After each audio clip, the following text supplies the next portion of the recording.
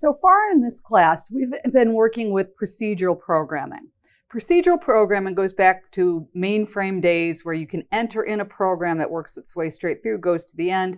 It's not particularly interactive. We do some menus and we do ask users some questions, but the user is constrained by our program. So as we move forward into more current programming types, you can think of the original type of programming for doing things like processing payroll. You feed in a file, it does a bunch of stuff to it, you get the file out at the end, you might answer a couple of questions.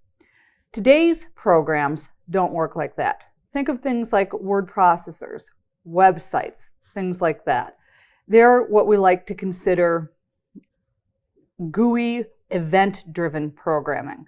So if you have a word processor, you don't know what the user is going to do next. Are they going to type? Are they going to make something bold? Are they going to add italics, anything like that? It is driven by interacting with different places on the screen. That takes a completely different type of programming. So you may be asking yourself, well, why do we learn procedural programming if that's not what we're doing anymore? Well, procedural programming will fit in to the other types of programming that we do. It's where we start, and then we get to the point where we can modularize and make programming more efficient. And we do that by doing object-oriented programming. So object-oriented programming initially started when people were trying to solve a problem of how to predict what a boat would do at sea. Boats have different types, there's different kinds, different sizes, there's all sorts of different factors that need to be tied to that kind of boat.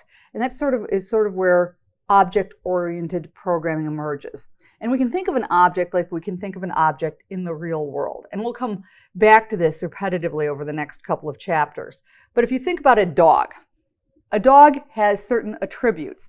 Every object will have attribute. So this is not all of the attributes that a dog has, but it has a specific weight. It has a fur type. Are they long-haired? Are they short-haired? It has a color. It has a breed. These are things that describe the dog and is unique to each dog. Even dogs of the same breed might not be the same weight or the same color. So these things will vary from dog to dog. So each dog will have attributes. But every dog would have something for these attributes. Every dog would have a weight. Every dog would have a fur type. Every dog would have a color or colors, and every dog would have a breed, even if it's mixed. So the dog would also have methods. These are special functions that are specifically tied to that dog. And those methods would be bark, wag, sleep, eat. Dogs do more than those things, but pretty much all dogs do those things. So when you're thinking about object-oriented programming, we are really thinking about real-world objects as a place to start, where each object will have things that describe it, the attributes, and methods, the actions, the things that dogs can do. So you can sort of think of the attributes as your nouns and the methods as your verbs.